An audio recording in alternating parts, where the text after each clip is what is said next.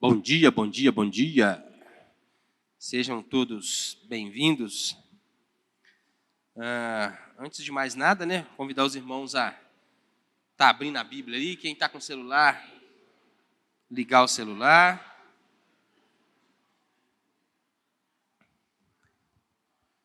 Vamos fazer um estudo hoje no livro de Gênesis. Gênesis capítulo 16. Porque senão a gente tinha pensado em alguma coisa um pouco diferente aí.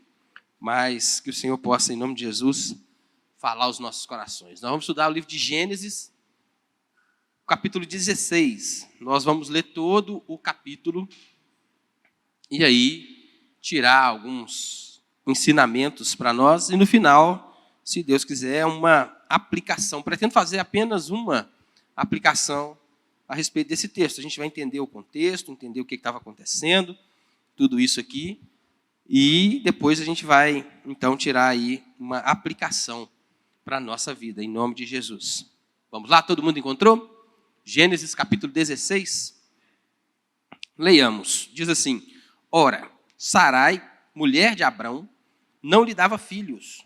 Tendo, porém, uma serva egípcia por nome Agar, disse Sarai a Abraão: Eis que o Senhor me tem impedido de dar à luz filhos. Toma, pois, a minha serva, e assim me edificarei com filhos por meio dela.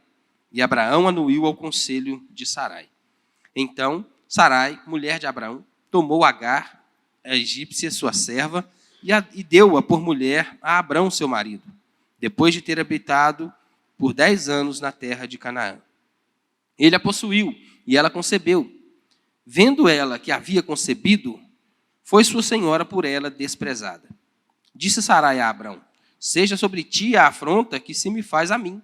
Eu te dei a minha serva para possuíres. Ela, porém, vendo que concebeu, desprezou-me. Julgue o Senhor entre mim e ti. Respondeu Abrão a Sarai: A tua serva está nas tuas mãos. Procede segundo o melhor te parecer. Sarai humilhou-a, e ela fugiu de sua presença. Tendo-a achado o anjo do Senhor junto a uma fonte de água no deserto, junto à fonte no caminho de Sur, disse-lhe: Agar, serva de Sarai, de onde vens e para onde vais? Ela respondeu: Fujo da presença de Sarai, minha senhora. Então lhe disse o anjo do Senhor: Volta para a tua senhora e humilha-te sob as tuas mãos. Disse-lhe mais o anjo do Senhor: Multiplicarei sobremodo a tua descendência, e de maneira nenhuma que por numerosa de maneira que por numerosa não será contada. Disse-lhe ainda o anjo do Senhor: Concebeste e darás à luz um filho, a quem chamarás Ismael, porque o Senhor te acudiu na tua aflição. Ele será entre os homens como um jumento selvagem. A sua mão será contra todos, e a mão de todos contra ele. E habitará a fronteira a todos os seus irmãos. Então ela invocou o nome do Senhor que lhe falava e disse: Tu és o Deus que vê. Pois, disse ela, não olhei neste lugar para aquele que me vê? Por isso aquele poço se chama Beer-Lahai-Roi. Está entre Cádiz e Bered. Agar deu à luz um filho, e Abraão, a seu filho, que lhe dera Agar, chamou-lhe Isaque. Era Abraão de 86 anos, quando Agar lhe deu à luz Ismael. Vamos orar? Senhor, Deus bendito, eterno, amado, nosso Senhor, nós clamamos, ó Deus, pela iluminação do Teu Santo Espírito. Ó Deus, clamo, ó Deus, por inteligência, por algo vindo do Senhor. Ó Deus, para que eu possa, de fato, compartilhar com meus irmãos nessa manhã. Ensina-nos, ó Deus, através da Tua palavra, o que o Senhor quer falar conosco nessa manhã. Que a igreja do Senhor seja mais uma vez edificada. É a nossa oração, o nosso desejo, e pedimos em nome de Jesus. Amém. Irmãos, nós não vamos fazer aqui uma interpretação do texto, porque a maneira correta de interpretar o texto, nós como bons presbiterianos que somos, a gente entende que a Bíblia interpreta a própria Bíblia. Então, a interpretação desse texto está lá no livro de Gálatas, no capítulo 4, onde Paulo, a partir do versículo 21, interpreta esse texto. Ele fala que isso aqui é uma alegoria entre as duas alianças, a aliança de Deus, a aliança espiritual, e a aliança na carne, que foi o que aconteceu aqui com a tentativa de Abrão e Sarai de ter um filho. Então, a maneira correta de interpretar esse texto é essa. A Bíblia interpreta a própria Bíblia, então são duas alianças que são mostradas para nós nesse texto. E no texto de Gálatas, Paulo, então, exortando os irmãos ali, dá a interpretação correta do texto, né, levando para esse sentido. Então, nós não vamos fazer uma interpretação direta do texto. Mas a Bíblia também nos diz que tudo que foi escrito para o nosso ensino foi escrito. E, através disso, confiando nisso, nós vamos tirar aqui, então, alguns ensinamentos para nós nessa manhã. Iremos aprender algumas coisas com o texto, né? Não vamos fugir dessa área interpretativa do texto, não vamos sair disso, mas a gente tem muita coisa para aprender com esse texto aqui. E é riquíssimo, é maravilhoso quando a gente se depara com um texto desse e busca um pouco mais de aprofundamento, entender o contexto de tudo isso aqui. A gente olha, e sempre que eu lembro esse texto, eu lembro da Ana Maria, que sempre que é falado aqui, lembra de Abraão, ela fica meio com raiva dele, porque ele tomou a serva egípcia, né, e coabitou com ela. Ela fica muito brava com isso, falando que Abraão não devia ter feito e tal. Então, vamos lá, o contexto histórico aqui, eles estavam ali no Antigo Oriente. O que acontece? Era um costume daquele tempo, primeiro, quando alguém não tinha filhos, um homem não tinha filhos, e já estava velho e tal, aquela herança poderia ser passada primeiro para o seu servo, aquele servo mais próximo dele, no caso de Abrão. Como Abrão, quando Deus fez a promessa para Abrão, capítulo 14, antes do versículo do capítulo 16 aqui, Abrão pensa que essa promessa se cumpriria no seu servo, Eliezer, o Damasceno. Abraão entende que essa promessa se cumpriria na vida de Eliezer, porque quando a promessa foi feita a ele já tinha 75 anos de idade e ainda não tinha filhos. Então, Abraão pensou que seria em Eliezer essa descendência. O que Deus faz? Uma revelação gradativa que Deus vai fazendo. No capítulo 11, logo lá no capítulo 11, quando fala da Torre de Babel, no finalzinho do capítulo 11 ali, versículos 29 a 31, apresenta ali Abraão, Ló e Sarai. A primeira coisa que Moisés faz quando fala de Sarai, naquele capítulo 11 do livro de Gênesis, é falar que ela era estéril. Então já deixou claro ali que era estéril. O pai de Abraão, Terá, ali também naquele capítulo narra que eles saíram dali e o pai de Abraão intentava chegar em Canaã, mas ele parou no meio do caminho. Ele não conseguiu chegar, ele morreu antes de chegar em Canaã. Ficou ali Abraão e a turma dele em Ur dos Caldeus, que foi de onde Abraão foi chamado. No capítulo 12, Deus chama Abraão. Sai da tua terra, da tua parentela, vai para uma terra que eu te mostrarei. De ti farei uma grande nação. Né? Todo mundo que te amaldiçoar vai ser amaldiçoado. Todo mundo que te abençoar vai ser abençoado. Em ti serão benditas todas as nações da terra. Foi assim o chamado de Abrão. Deus chamou Abraão, falou que daria a ele uma descendência, mas não tinha ficado claro ainda que essa descendência seria dele, gerada por ele. Deus falou, vou te dar uma descendência. Vemos andando ali do capítulo 12 até o capítulo 14. Deus, de novo, faz com Abraão. Abraão chega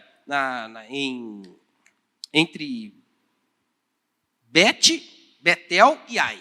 Ele chega ali, faz ali um altar, erege ali um altar, agradece ao Senhor, e naquele altar, Deus fala de novo com Abraão, vou te dar a descendência. Abraão, então, pergunta, mas eu já estou velho, não tenho filhos, vai ser por meio do meu servo Eliezer? Então, Deus confirma, Abraão, vai ser um filho que vai nascer de ti. Vai ser o seu filho. O filho vai sair de você. Esse vai ser o herdeiro que eu tanto prometi. Até aqui, beleza. E a gente chega, então, vai andando capítulo por capítulo, chega no capítulo 16, e a gente vê essa história. Porque até aqui no capítulo 16, Abraão já sabia que o filho seria dele, nasceria dele. Mas como Sarai, de novo, a primeira coisa que Moisés faz aqui é deixar claro que Sarai já era virgem ainda, apesar de estar 10 anos já morando em Canaã, ela ainda permanecia estéril, virgem não, estéril. Ela não conseguia dar à luz um filho. Então a gente vê aqui a estratagema que Sarai e Abraão criaram para que tivesse esse filho. O que acontece? Eu gosto de olhar para esse texto e perceber não incredulidade da parte de Sara nem de Abraão. Porque olha o que Sara fala. Disse Sarai a Abraão no versículo 2: Eis que o Senhor me tem impedido de dar à luz filhos.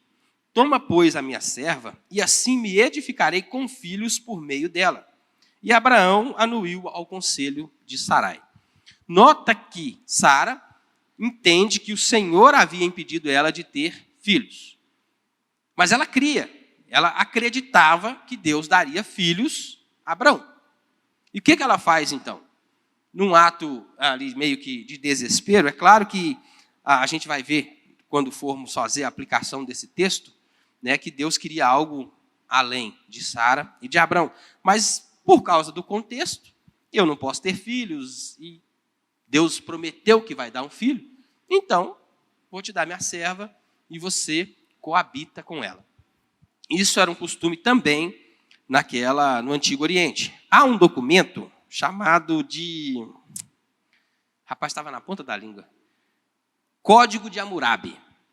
É um documento bem conhecido aí entre os teólogos, que tem uma série de regras, de princípios. Era um código civil do Antigo Oriente. Nesse Código de Hammurabi, rezava esses costumes, como o do patriarca lá poder passar para o servo mais próximo dele a sua herança, caso não tivesse filhos.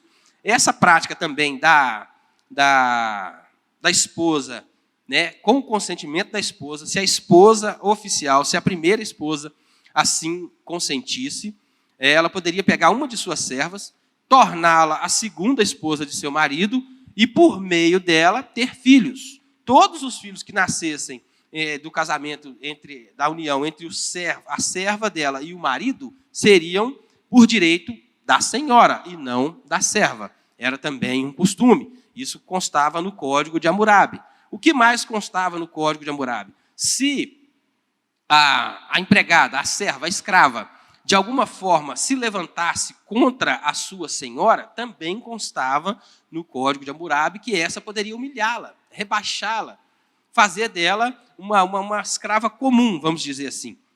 Outra coisa que a gente precisa entender a respeito desse texto. Essa Agar aqui, era serva de Sarai, ela não era uma escrava comum. Não era aquela escrava mais, como é que eu vou dizer, que sofre mais, que trabalha. Era uma espécie de dama de companhia. Assim como Eliezer era o cara de confiança de Abrão, Sarai era essa mulher, Agar era essa mulher de Sarai. Era serva dela, mas não era uma escrava comum. Então ela pegou essa serva, por causa desses costumes que tinha naquele tempo, tudo isso era permitido, e ela encontrou, então, Deus falou que eu vou ter filho. Que eu não posso ter filho. Então, por meio desse costume, a gente vai, então, dar filhos a Abrão. Abraão, ela chama Abrão, não era Abraão ainda o nome dele, era Abrão mesmo, e chama ele consentiu, falou, já que é assim, o cara já com 75 anos, talvez entendeu também que Sarai estivesse correta. Fizeram, então, o que fizeram, tiveram o filho, o Ismael. O que a gente vai ver, então, aqui, algumas coisas, né? Como é que isso aconteceu, por que isso foi feito e as consequências disso. As consequências de tudo que foi feito aqui. Olhando para esse texto, fica fácil da gente, como é que eu vou dizer, perceber um padrão no pecado da humanidade desde Gênesis.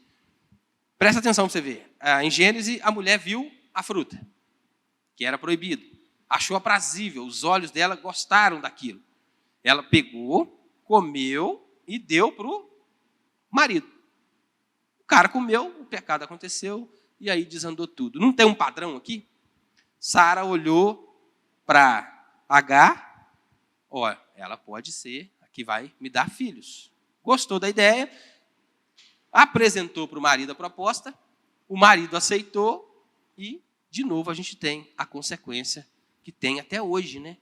Os filhos de Ismael, até hoje a gente vê essa guerra lá entre Israel e os palestinos, nasceu aqui. Nota que Deus já tinha previsto isso, né? No versículo aqui 13, do 12, né? Ele fala assim, ele será entre os homens como um jumento selvagem, a sua mão será contra todos e a mão de todos contra ele. e ele habitará fronteiro a todos os seus irmãos. Né? Por causa de um erro cometido, então Abrão topou a ideia, a menina concebeu e ficou grávida. Maravilha. Tiveram a gravidez, a menina engravidou. O que Sarai não contava é que Agar não era uma mulher tão fácil assim. Há um ditado entre nós que diz, né, quer conhecer um homem, dê poder a ele.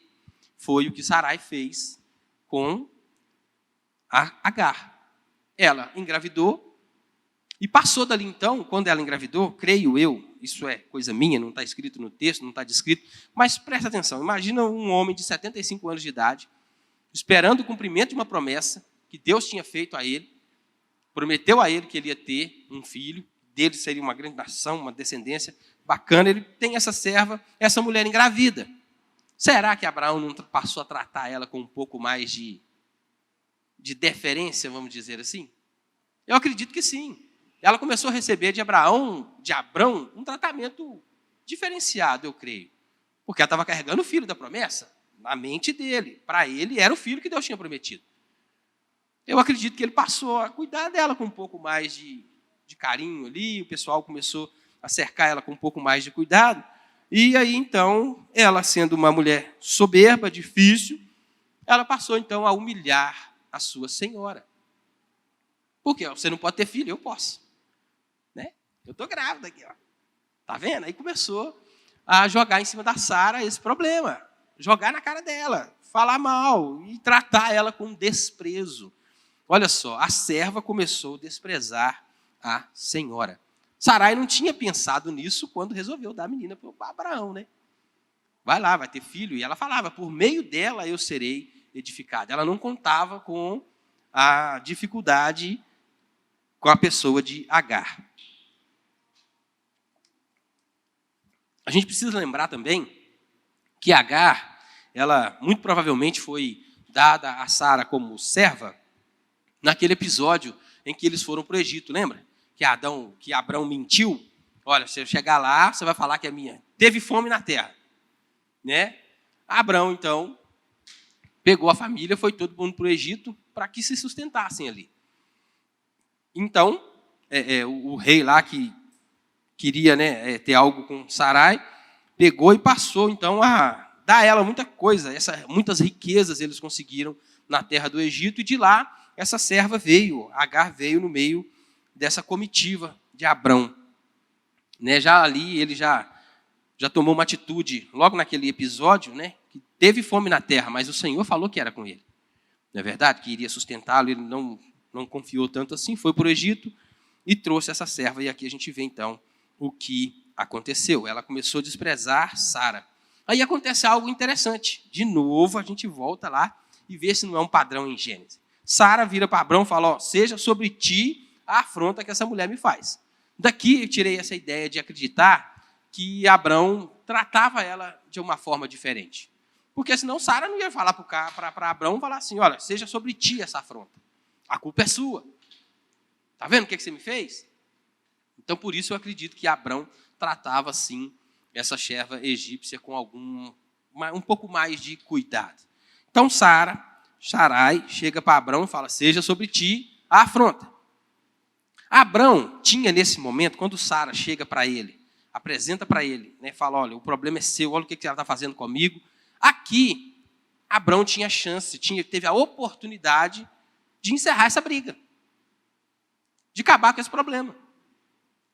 Porque a Sara chegou, a mulher está me humilhando, e o problema é seu, a culpa é sua. Nesse momento, Abrão tinha a chance de apaziguar as coisas, de chamar as duas servas, de juntar as duas servas, de conversar, de colocar a casa em ordem. Mas o que Abrão faz? Ele se omite. E aí, joga em cima de uma mulher maltratada. Ela já tinha dificuldade porque não podia ter filhos. Né? O estratagema que ela arrumou para ter filhos gerou um outro problema. Talvez Abrão passou a tratar a menina com um pouco mais de cuidado. E agora a menina está humilhando ela. O que Abrão faz? Joga na mão dessa mulher. Resolve aí. Olha só. O que ele faz? Olha, a sua serva, ela ainda é sua serva, você ainda tem esse poder sobre ela. Faz o que você quiser. Faz o que melhor te parecer. Pensa só.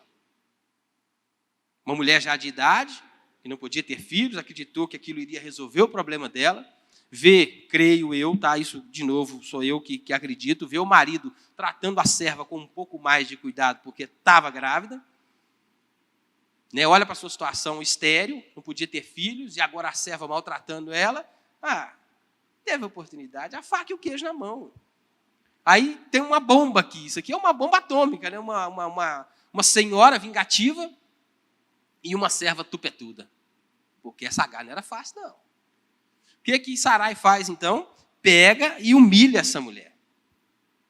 Aí aqui, creio eu, que essa humilhação vai para aquele lado do código de Hammurabi que eu falei. Ela pega essa serva e faz com que ela se torne uma escrava comum. Aquela escrava de mais baixo uso ali. Isso é eu que estou acreditando, tá, gente? Não está escrito no texto. É eu que penso que isso aconteceu. Porque se você olhar o contexto da história, muito provavelmente ela foi rebaixada, foi humilhada por Sarai, e talvez até de formas mais graves, talvez até fisicamente. A senhora tinha esse poder nesse tempo. E Abrão soltou na mão dela. Faz o que te parecer. A serva, que estava no meio ali do povo, que tinha sido abençoada ali, que foi elevada à posição de segunda esposa, porque para ela ela subiu de cargo, foi uma promoção que ela recebeu, estava grávida, sendo bem tratada, tinha alimento, tinha tudo ali. Ela não suportou. Ela que estava primeiro tratando a sua senhora, né, com desprezo, quando o desprezo virou, ela não suportou. O que ela fez? Eu vou fugir. Vou embora. Eu não vou ficar aqui. Eu não vou ficar me sujeitando a isso. E ela vai, e ela está voltando, esse caminho de Sur, aqui, fica mais ao sul do Egito ali. Ela estava voltando para a terra de onde ela tinha saído. Eu vou voltar para o Egito. Eu vou voltar para casa. Vou ficar aqui, pastando, sofrendo. Para quê? E aí vai, caminhando, naquele deserto ali. Imagina uma mulher grávida, sozinha, deve ter levado alguma coisa, né, na bolsa para comer, alguma coisa, mas imagina o coração dessa mulher, a angústia com que ela não estava. Mas ainda assim, né, com o filho na barriga, com essa angústia, com esse problema, com tudo que poderia acontecer, o orgulho falou mais alto, ela não baixou a crista. Ela não baixou a crista e continuou o caminho ali. E como eu disse, a gente pode olhar para essa situação aqui e perceber de novo o erro que aconteceu lá em Gênesis. Lembra lá? Pecou, Deus chegou e perguntou, o que você fez? Foi a mulher que você me deu, que me deu o fruto. A mulher falou, foi a serpente. Foi mais ou menos a mesma coisa que aconteceu aqui. Sarai chegou para Abraão e falou, o problema é seu, a culpa é sua. Você que fez essa mulher me tratar desse jeito. Aí Abraão, então, resolva você com ela aí, que está de boa. Né? E aí a consequência, a gente vê de novo o que aconteceu. Essa mulher, então, essa serva, pega e vai embora. Diz ali o texto que o anjo do Senhor a encontrou. Isso aqui, a maioria dos teólogos que a gente ouve, né, diz ser uma teofania. O que seria uma teofania? Uma aparição do próprio Deus. O próprio Deus chega a ela, né? E por que a gente chega a essa conclusão? Mas, Walter, não é assim. O anjo do Senhor poderia ser de fato um anjo? Poderia. Mas olha o que a Agar fala, né? Ela mesma encontrou com ele, invocou o nome do Senhor e disse, tu és o Deus que me vê. Não olhei neste lugar para aquele que me vê? No capítulo 14, ela dá a entender de que era de fato o Senhor quem falava com ela.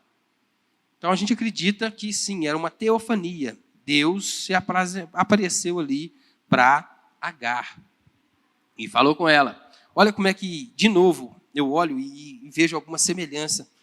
Lembra lá Jacó, quando ele lutou com Deus? A Bíblia narra a história de Jacó, que Jacó foi depois disso aqui, é claro, que Jacó lutou com Deus. Tem um momento que o anjo pergunta para Jacó assim, quem é você? Qual o seu nome? E Jacó vira e fala, meu nome é Jacó. E naquele momento que ele fala o nome dele, então Deus muda a história e fala, você já não vai chamar Jacó mais, é Israel. Porque Jacó reconheceu quem ele era. Naquele momento, Jacó fez ali uma avaliação de tudo que ele fez até aquele momento, olhou para ele e falou, meu nome é Jacó. não escondeu quem ele era de fato diante do Senhor. Aqui aparece algo semelhante, mas aí não é a serva que reconhece. Ela vai reconhecer no final, mas quando o anjo chega para essa menina, que ele fala com Agar, ele fala assim: Agar, serva de Sarai. O anjo chega, chama ela pelo nome e já chama ela, já fala quem ela era. Mostra para ela quem ela de fato era. Agar, serva de Sarai. De onde vem e para onde vai. No finalzinho aqui, Agar então fala: eu tenho fugido da presença de Sarai. E ela fala: minha senhora.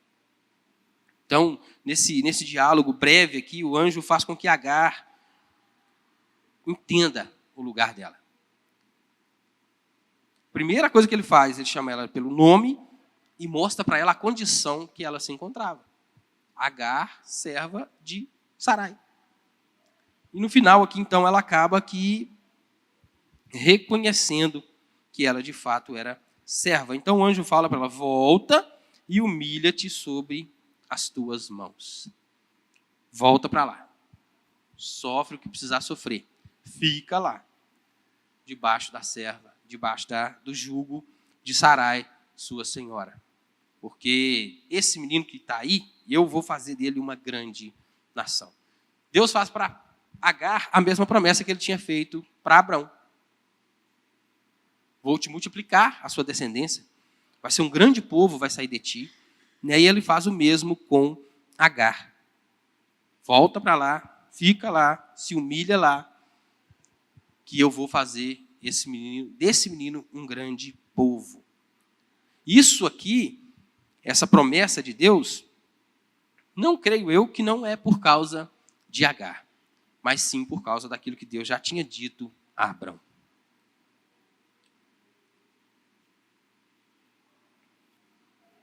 Deus já tinha abençoado Abrão. Sai da sua terra, da sua parentela, vai para uma terra que eu te mostrarei. Vou abençoar quem te abençoar, amaldiçoar quem te amaldiçoar, e de ti farei uma grande nação. Por causa dessa promessa, creio eu, que Deus, então, permite, faz com que esse filho que iria... Porque, querendo ou não, o menino era filho de Abraão. Não era o filho da promessa de Deus. Por isso que Paulo faz essa analogia lá em Gálatas, mas era filho de Abraão. Daquele que Deus tinha dito que iria abençoá-lo. E Deus falou uma vez, acabou. Você acha que Deus foi pego de surpresa com essa história aqui? Deus não sabia que tudo isso aconteceu? Sabia. E ele resolveu ainda assim abençoar Abrão. E por causa disso, creio eu que esse menino então nasceu e se tornou um grande povo. Um grande povo. E o texto fala mais aqui, eu acredito que esse menino puxou o gene da mãe dele. Porque a mãe não era fácil, humilhou a serva, brigou com a serva. Quando foi humilhada, ela foi embora. Difícil de quebrar a crista dela. Eu vou embora, mas não me humilho diante dela. E o que Deus fala lá no versículo 12? Esse menino será como um jumento selvagem. Não puxou a mãe, não? Difícil? É verdade. Porque não vai ser alguém que se dobra fácil. Não vai ser alguém que seja fácil de lidar. Não vai ser alguém dócil. Muito porque herdou da mãe ali, como eu disse aqui, esse gênio aí difícil, que a mãe dele não era uma mulher fácil, não. Então a menina volta, fica ali, e o menino nasce. O menino nasce e Abrão, então, cumpre aquilo que Deus tinha dito. O menino vai chamar Ismael. E Abraão, então, dá o nome de Ismael para o filho. E já com 86 anos, esse menino nasce. Nasceu ali, então, Abrão. A gente precisa entender uma coisa aqui também, que até aqui, nesse ponto, Deus já tinha dito para Abrão que ele teria filhos, que seria uma grande nação, que dele sairia um grande povo, mas Deus não tinha dito ainda, não tinha ficado claro ainda para Abrão que esse menino nasceria de Sarai. Isso só vai acontecer no capítulo 18, quando Abrão está ali, no maior calor do dia, sentado na porta da tenda, e vem dois anjos ali, Deus e mais um anjo, e fala com Abrão, que daqui a um ano eu virei e Sarai vai ter um filho. Aí fica claro para Abrão que o filho seria dele e de Sarai. Né? Então, até aqui, tudo isso que aconteceu. E a gente vê o tanto de coisa que aconteceu nesse texto aqui, de tanto acontecimento que teve. O que a gente vê primeiro, né, é óbvio, é a tentativa do homem, de Abrão e Sarai, de que se cumprisse a promessa de Deus, de ajudar de alguma forma ali para que essa promessa se cumprisse. Mas, como eu disse, isso não é, no meu ponto de vista, não denigre a imagem deles. Inclusive, o autor de Hebreus, quando fala de Sarai, ele coloca ela ali também na galeria dos heróis da fé. Porque fala que Sarai creu que teria um filho. Ela acreditava que teria um filho. Só que as circunstâncias, né, mostravam ali que é meio difícil. É algo complicado de acontecer. Então, olharam para as circunstâncias, olharam para a promessa, acreditaram na promessa e tomaram essa decisão. Creio eu que acreditando que de fato era aquilo. Aí o menino nasceu. Olha só. Ismael, quando a serva voltou, e voltou ali para Sara, ela deve ter voltado, ficou quieta ali, e muito provavelmente, acredito eu, que ela falou para Abrão, ou para alguém, para algum outro servo, para alguém, que o Senhor prometeu para ela que aquele menino iria virar uma grande nação. Vê-se no meio desse contexto, porque o Senhor prometeu para ela, né? Disse-lhe o anjo do Senhor: multiplicarei sobremodo a tua descendência, de maneira que, por numerosa, não será contada. Vê então se Abraão não poderia ter acreditado que de fato era esse o cumprimento da promessa. Deus tinha feito para ele a mesma promessa. Então, creio eu que Abraão acreditou sim que esse menino era o filho tão aguardado, o filho tão esperado.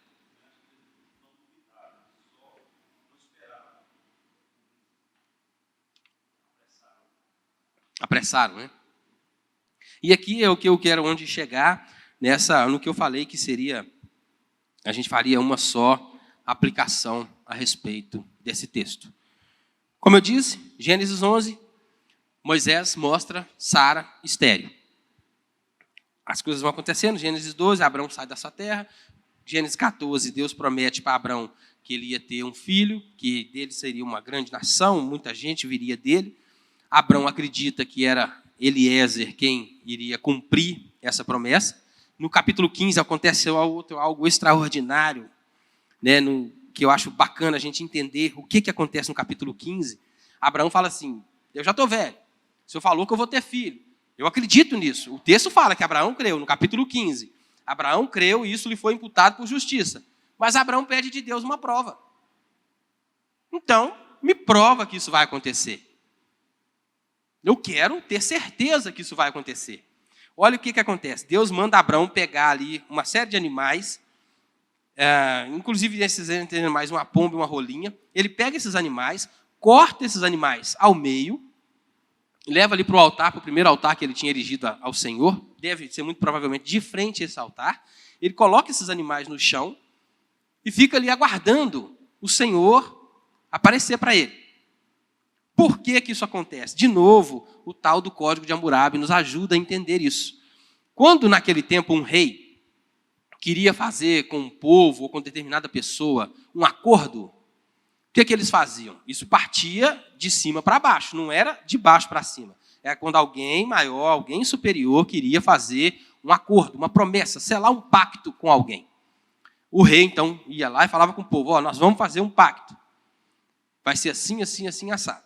E eles pegavam os animais, partiam esses animais ao meio, colocavam de um lado e do outro, e os dois lados da promessa, as duas pessoas que se comprometiam nessa aliança, passavam no meio daqueles animais. O que se dizia com isso? É claro, primeiro, né, que é como se ele andando no meio aquilo se juntasse, aquela aliança fosse selada. E a segunda intenção é o seguinte: que aconteça comigo o mesmo que aconteceu com esses animais, se eu não cumprir a minha parte da promessa. Era assim, então, que era firmado essa aliança. Abrão entende isso. Nota que se você vai lá e lê o capítulo 15... Hã? Que... Aí, no capítulo 15, Deus fala para Abrão: vou fazer com você uma aliança. manda Abrão pegar os animais, mas não manda Abrão parti-los. Como Abrão conhecia o contexto, conhecia tudo isso, ele já pega, antecipa o que ia acontecer, parte esses animais, coloca ali os bichinhos e fica esperando o Senhor. Só que Deus não vai no mesmo dia. Aqueles animais começam a apodrecer.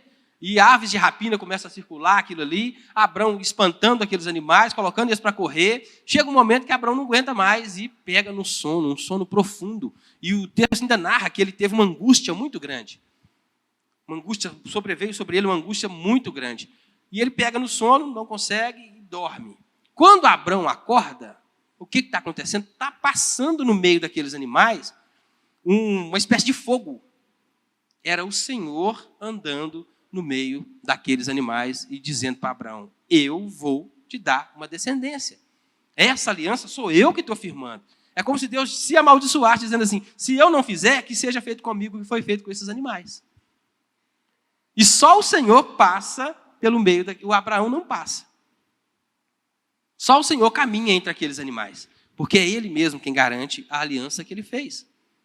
Ele, então, traz essa aliança para Abrão e fala, vai nascer de você o filho. Abrão, então, traz aquilo para o coração, se aquieta. E nesse episódio também, Deus fala para Abrão que o povo dele, né, esse povo que vai nascer de você, vai ser peregrino em terra estranha, vai ser escravo ali 400 anos, vai sofrer bastante, mas eu vou tirar de lá. E aquele povo que o escravizou, eu ainda vou punir. Está tudo no capítulo 15, antes do capítulo que a gente leu. Essa é a promessa que Deus fez para Abrão. Falou para ele que ele ia ter um grande povo, que o povo ia ser peregrino em terra estranha por 400 anos e que depois tiraria esse povo de lá. E que traria de volta para a terra de Canaã. Deus, então, faz essa promessa para Abrão. Chega aqui, o menino nasceu, Agar recebeu a mesma promessa, que ele seria uma grande nação. Então, Abraão está ali agora, resolveu o meu problema. Agora eu estou tranquilo. Esse é o filho esperado.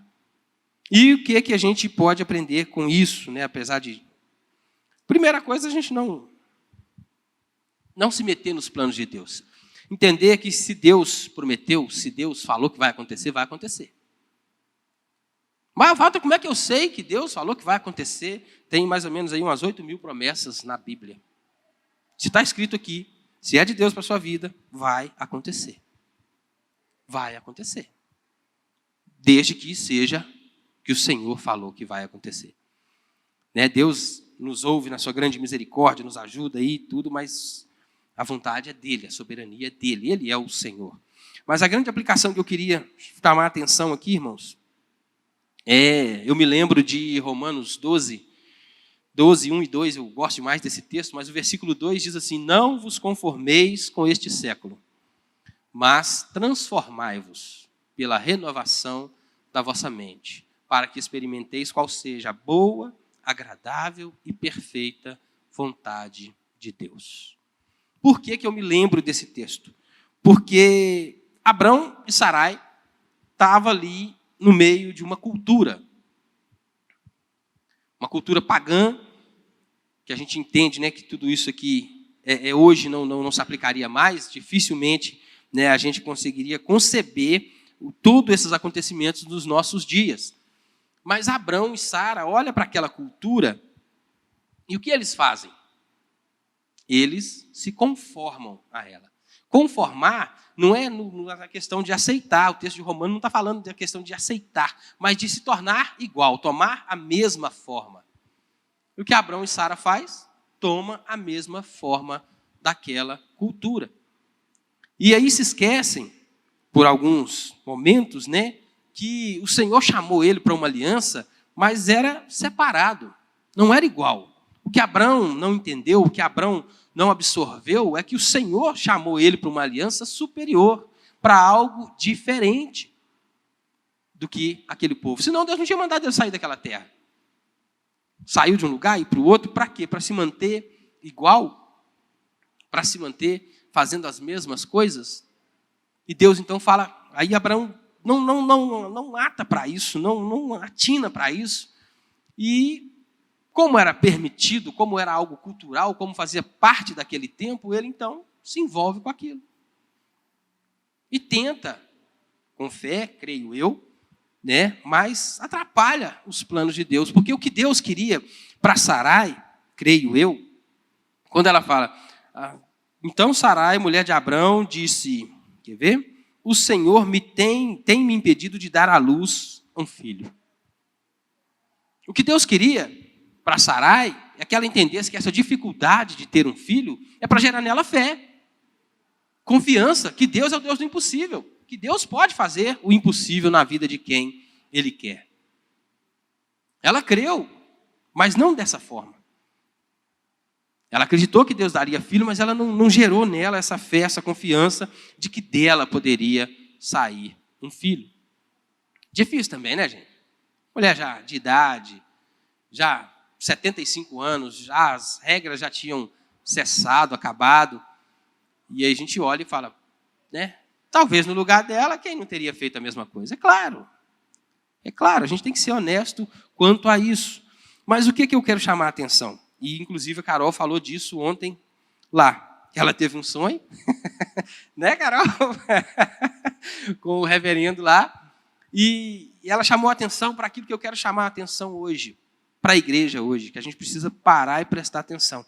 O Senhor tem, como é que eu vou dizer? Ele tem as suas coisas, ele tem tudo da forma dele. Deus tem um padrão. E o padrão de Deus para o casamento é homem, mulher e criança. Deus traçou um padrão. O padrão para o casamento é homem, mulher e criança. E talvez Abrão e Sara não olhou para isso, não prestou atenção nisso. Para esse padrão de Deus. Homem, mulher e criança. E porque não prestaram atenção naquilo que Deus padronizou, naquilo que Deus falou, é assim que vai acontecer. Tem coisa, gente, que lei cerimonial não existe mais e tal, mas a maioria das coisas, tem muita coisa aqui na Bíblia que até hoje vem, e vem desse tempo, porque Deus não mudou. Deus é imutável, os padrões dele também não mudou. E faltou para Abrão e Sara olhar para esse padrão criacional de Deus, de homem, mulher e criança, e entender que deles nasceria. O plano de Deus para o casamento foi sempre um casamento heterossexual, monogâmico. Esse é o padrão das Escrituras. Foi assim que Deus criou. Por isso, gente, eu tenho muita dificuldade em aceitar aí, chamar casamento de mulher com mulher de casamento. De homem com homem. Não é casamento. Pode ser uma união. Mas casamento é uma pessoa do sexo masculino com o sexo feminino. Isso é casamento. Aí muda. A gente aceita essa termologia. É casamento. Não é casamento. Pode ser união estável. Não estou falando para desrespeitar a união das pessoas. Não é nada disso. Mas casamento é homem, mulher e criança. Isso é casamento. Homem, mulher e criança. Outra coisa a respeito de casamento que a gente vê e me dói o coração. Eu não estou jogando ponto para ninguém, não estou jogando indireta para ninguém. Mas um casal crente que casa e não quer ter filho. O que é isso? Senão a ruptura dos padrões que Deus ordenou para o casamento. Casei então para quê? Para fazer sexo? Para ter liberdade? Para poder transar? Foi para isso que eu casei? Porque Deus tem um padrão de casamento, Deus tem um padrão de bênção, Ele vai derramar bênção sobre essa família que cumpre os seus mandamentos, é da forma dele, é do jeito dele. Deus tem um padrão para tudo, tem algo que eu tenho uma dificuldade enorme. Paulo, eu não sei se é Paulo que escreve, mas fala da linguagem, o cuidado com o que você fala. Eu tenho uma dificuldade tremenda com isso, porque eu falo muita asneira, tudo é tranqueira, eu tenho um jeito de falar que muitas vezes tem que ser vigiado, porque tem um padrão bíblico para a linguagem também. Ontem, no nosso churrasco, lá a gente fazendo a meditação, eu falei a respeito disso, a respeito de liderança. Rapaz, como quando eu leio Timóteo, meu Deus do céu, aquelas prerrogativas ali para os diáconos e para os presbíteros, tirando o que se repete de um para o outro, são 16 ordenanças que um presbítero precisa ter.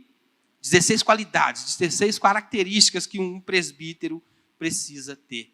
Ai, eu me assustei da última vez que eu li aquele texto. Misericórdia. Misericórdia. O que nós temos feito com a nossa liderança? Como nós estamos agindo? Porque Deus tem um padrão. É o padrão dele, está determinado, está escrito. É assim que tem que ser. E a igreja está capengando, a igreja está andando de muletas. A instituição mais poderosa do planeta Terra está se curvando porque está deixando os padrões de Deus para o lado. Deus tem um padrão para vestimenta feminina, masculina, dentro da igreja. Tem um padrão. Não é do jeito que você quer, não é do jeito que você acha, não. Um dia desse eu estava vendo na internet, gente, que absurdo, que absurdo. Um programa secular, chama Esquadrão da Moda. Eu vi isso na internet lá. Uma mulher crente, pôs uma roupa, a roupa dela vir para a igreja. O cara está lá, que é o chefe do programa lá, inclusive é homossexual até, e ele vira para ela e fala, isso não é roupa de ir para a igreja. Já parou o absurdo? Já parou para pensar no absurdo que é isso? Uma mulher, ela colocou lá aquele trem lá que veste, body. Um body com os decotes lá, Pô, gente, eu tenho dificuldade com o nome desses trem. Renda, né? Isso, e uma saia, envelope, mas era um envelope mesmo, que envelopava mesmo a dona. Hã? Lacrado, isso, cara, um envelope lacrado. E embalado a vácuo, né? É isso aí. E a pessoa do mundo secular falou, isso não é roupa para o ambiente que você está indo. E a igreja está aí, tudo pode, não tem nada a ver. Eu subo no púlpito para tocar de alargador na orelha, de boné, eu faço tatuagem, eu ando do jeito que eu quiser, Deus habita no meu coração, meu querido. Se fosse você, eu começava a pensar se Deus está de fato no seu coração. Porque Deus tem um padrão. E Ele não aceita menos que isso. O padrão do culto.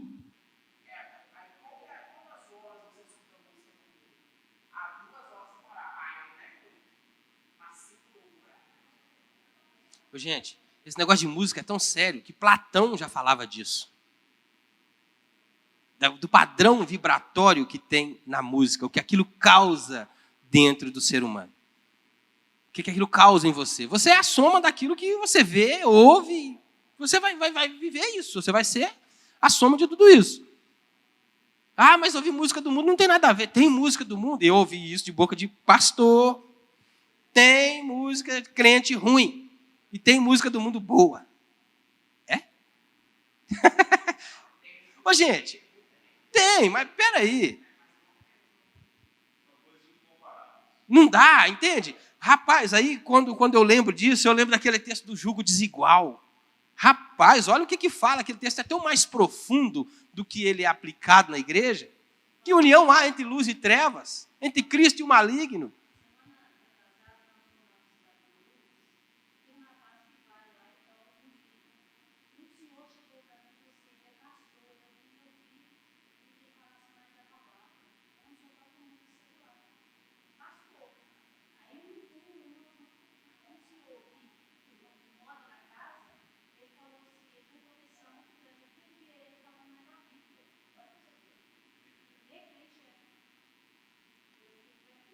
O mundo tem sede.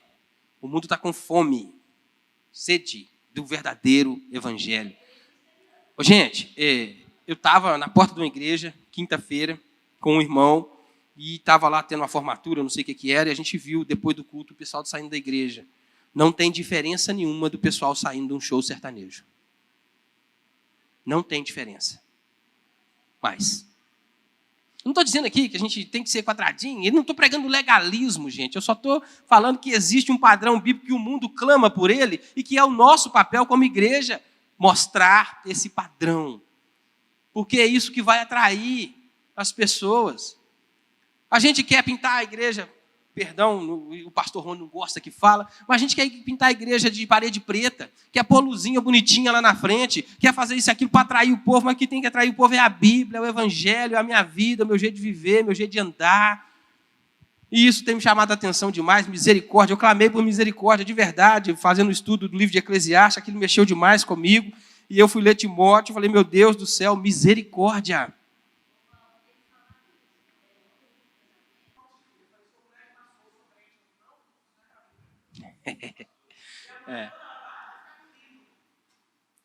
O povo me chama de quadrado, né? Eu fui comprar roupa, calça, eu tenho uma dificuldade enorme em comprar calça. E fui no shopping comprar calça. E chegou lá e falei, eu queria ver umas calças masculinas. O rapaz mostrou 1 milhão de modelos. Eu falei, não tem calça para homem aqui, não? Porque não tem condição. Hã? Rapaz, uma vez, tem uma outra, eu não sei se é de fato, é verdade, tem uma pastora na internet, o meu irmão gostava de ver aquilo. Uma mulher, acho que é do Rio de Janeiro, mas pensa num corpão. E, rapaz, como é que você presta atenção numa palavra que aquela mulher está pregando? Doralina, né? Aí. E aí, eu e Roseli fomos no...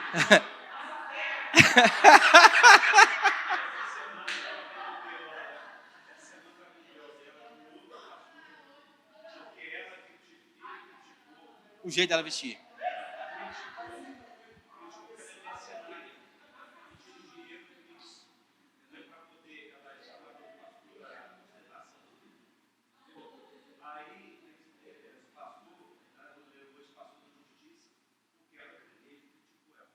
Olha só. Olha que coisa ridícula. Paulo, aos Coríntios, ele escreve que isso estava sendo levado a questões eclesiásticas para tribunais mundanos. E Paulo fala que... eu sei, mas eu falo assim, estava acontecendo em Coríntios já. Hoje a gente vê demandas de pastores com membros de igreja em tribunais comuns. Coisas que deveriam ser resolvidas num gabinete pastoral, talvez com um conselho, como a nossa igreja tem. Coisas que deveriam ser resolvidas no seio da igreja, com amor, com cuidado, com disciplina que for, mas tudo debaixo da orientação da Bíblia. Está sendo levada para tribunais e aí está aí, ó. A igreja hoje não, no Brasil, a igreja hoje não tem mais relevância. Não, o crente hoje não faz diferença mais, ser crente ou não ser crente. O povo já não confia mais, já não olha mais para você. Rapaz, há 10 anos atrás, ser crente era algo... Confiança. Você via o povo andar na rua, você sabia que era crente pelo jeito de andar. O que é isso? E aí hoje a gente põe, né, sai de casa com a Bíblia debaixo do braço. Tem gente que esconde a Bíblia, porque... E a preocupação, quando as pessoas sabem que a gente é quem? E o testemunho, como é que está? E é isso que Abrão e Sarai não entenderam nesse texto. Eles não atentaram para o padrão de Deus. Deus tem um padrão para a igreja, irmãos. É para nós. Existe um padrão. E a gente precisa viver esse padrão. Voltar urgentemente para isso. É voltar para Atos 2. Voltar para a igreja de Cristo de verdade. Voltar para a Bíblia. Aceitar a repreensão de um irmão, de um pastor. Ser repreendido por um pastor sem fechar a cara, sem tomar a cara, é conversar um com o outro, é expor o seu problema para alguém dentro da igreja. Você não fala com o cara na igreja, mas você fala com um colega seu de trabalho, o cara que é ímpio, talvez, sei lá o que ele faz da vida, e você conversa com ele a respeito de tudo, abre o seu coração.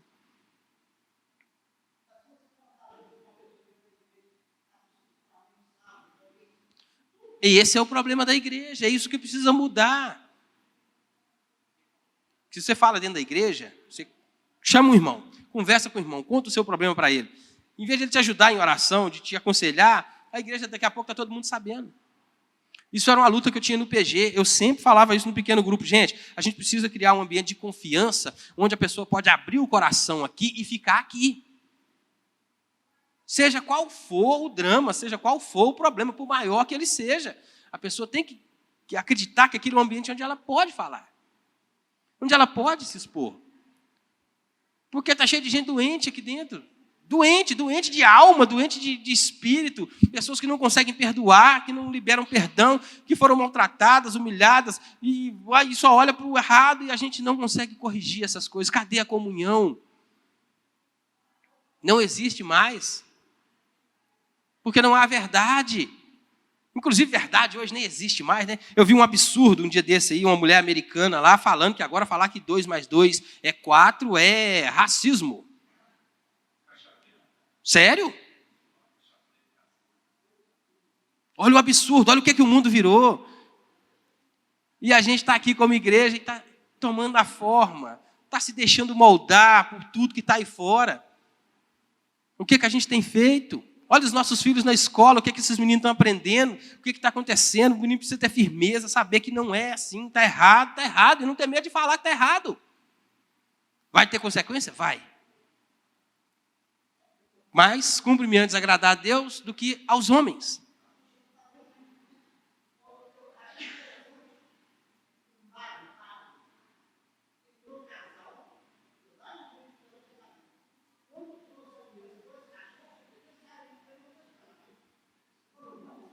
E quem está errado é o padre ou o noivo que mandou um cachorro entrar com a aliança?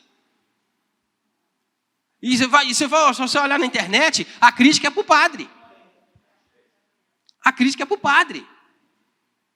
Pessoas hoje têm, né, os petzinhos, não sou contra pet, não é nada disso. A pessoa tem um cachorrinho bonitinho. Ah, meu filho, meu neném, meu bebê, não sei o quê. Aí o cachorro lá dá um problema, gasta não sei quantos R$1.000 com problema de saúde. O cachorro tem que sair de madrugada para ir para o veterinário, porque é isso, que é aquilo. Eu não vou ter filho, porque filho dá trabalho. E aí o mundo está do jeito que está e nós precisamos voltar para o padrão bíblico urgentemente. A gente está preocupado em ensinar para os meninos doutrina presbiteriana, o presbiterianismo, os 5 solas, isso e aquilo, e não estão ensinando Bíblia, vida, testemunho.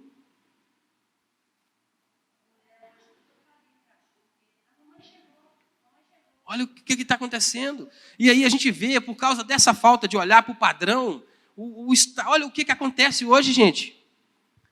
A guerra batendo na porta, o mundo inteiro, mas Israel de novo em guerra. Olha, por quê? Porque um casal não atentou para o padrão. Olha a nossa geração, Carol. Bernardo, Breno, olha o que esses meninos vão ser daqui a uns anos. Dentro da igreja, o pai tem menino dentro da igreja, tem filhinho dentro da igreja. Mas o menino é bagunceiro, o menino não pode dar uma palmadinha porque a lei fala que não pode, a psicóloga falou que não pode, mas a Bíblia fala: o pai que retém a vara aborrece o filho. Você vai ouvir a Bíblia ou vai ouvir o psicólogo? Você é crente ou não é? Firmeza, nós precisamos agir como crente. Gente, isso é desesperador. Estou falando isso com dor no coração, porque eu olho para a minha vida. Para tudo. A gente não debate. Tem vergonha? Porque o politicamente correto tomou conta.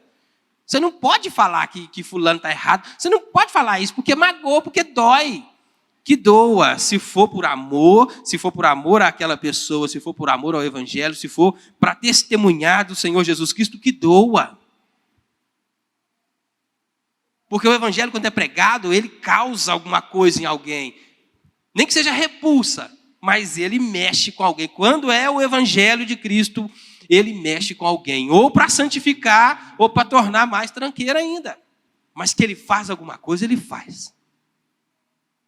A palavra de Deus não volta vazia, não tem jeito. Se o Evangelho é exposto, seja onde for, lá na Guaicurus ou dentro da igreja presbiteriana Vida Nova, se é Evangelho que está sendo pregado, vai mexer com alguém. Vai mexer com alguém, porque é a palavra de Deus, é o maior poder que o mundo já viu. Não tem nada mais poderoso que o Evangelho de Cristo. E a gente está trocando migalhas, esse poder todo, meu Deus, tudo isso, tudo que a gente tem.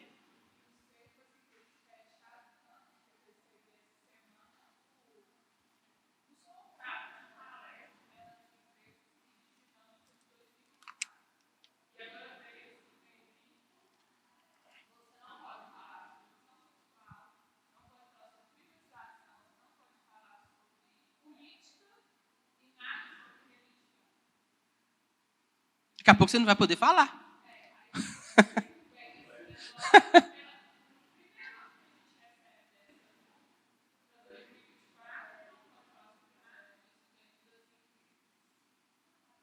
Crentes, pessoas crentes, viveu a vida inteira na igreja, estudou, foi professor de escola dominical, vai ter uma eleição, rapaz, pelo amor de Deus, a pessoa vai lá e vota no candidato comunista. Em Belo Horizonte, pasmem, né, o vereador mais bem votado era um trans. E o outro lá foi pagar uma multa de R$30 mil porque falou que ele é homem. E aí? Num país que se diz cristão, de maioria...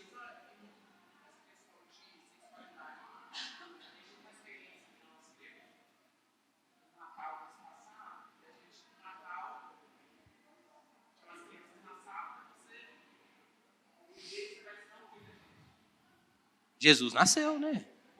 Claro. Papai Noel não é conversa fiada.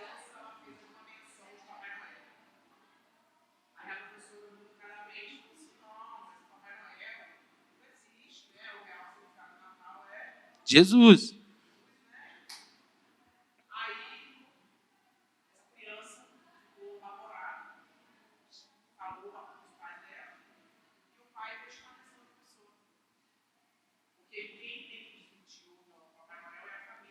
Você está tirando o lúdico da criança. A linguagem é essa. Você está tirando o lúdico da criança. Aí você prefere crescer um menino acreditando que um coelho bota ovo de chocolate? Que Papai Noel é o sentido do Natal? E da igreja, os professores de escola não podem nem falar.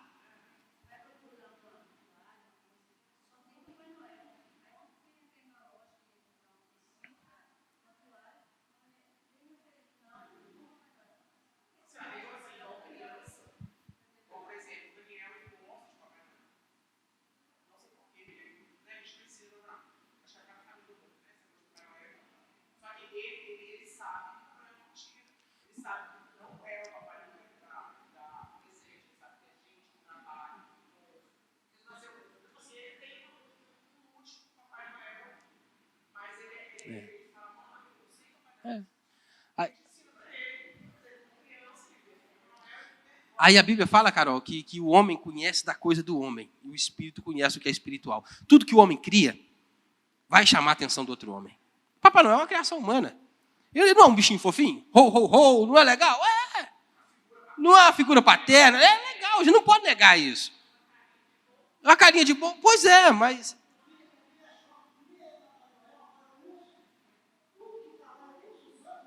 Não é Papai Noel, mas não?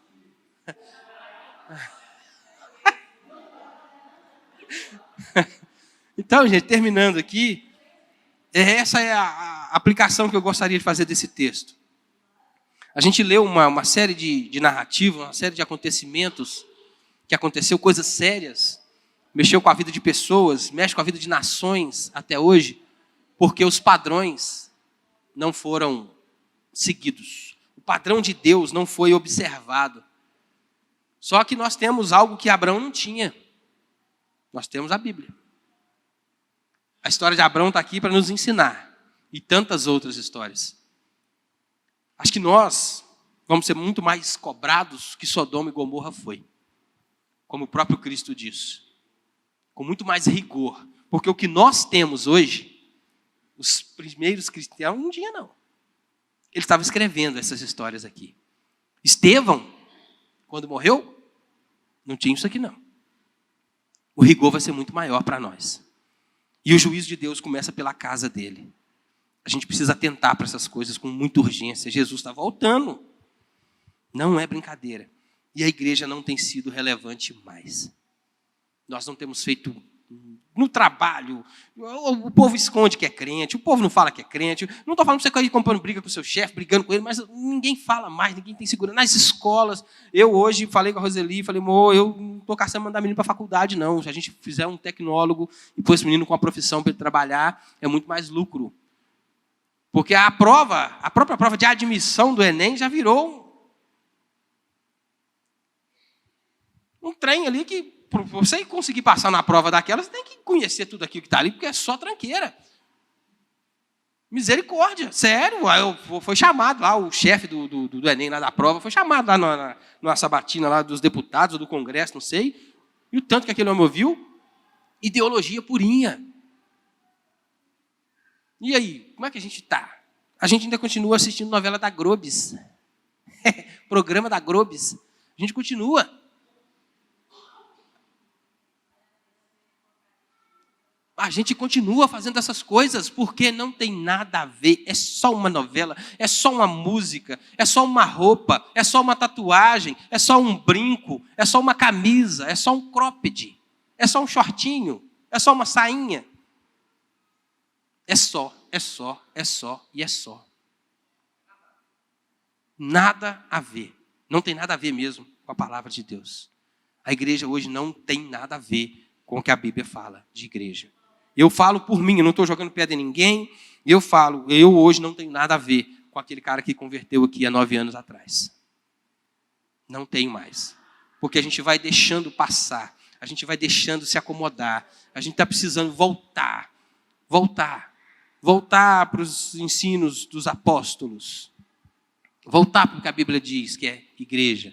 Isso é chato mesmo, você está achado de chato por um jovem na igreja, por um irmão, você chamar de legalista, não tem problema com isso.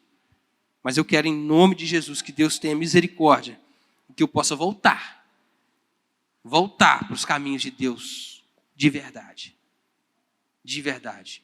Porque santidade não é uma opção para o crente. É a única forma de ver Deus. Sem santificação, ninguém verá a Deus. Ninguém. O seu filho não vai ver Deus se ele não se santificar. Eu não vou ver Deus se eu não me santificar. Você não vai ver Deus se você não se santificar.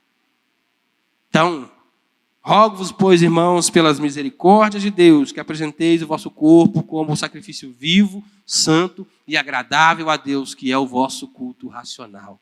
E não vos conformeis com este século, mas transformai-os pela renovação da vossa mente, para que experimenteis qual seja a boa, agradável e perfeita vontade de Deus. Não toma forma desse mundo. Jovem, adolescente, adulto, foge dessas coisas com uma rapidez, sai disso. Tu, porém, foi até o tema do acampamento de jovens que eu não tive lá.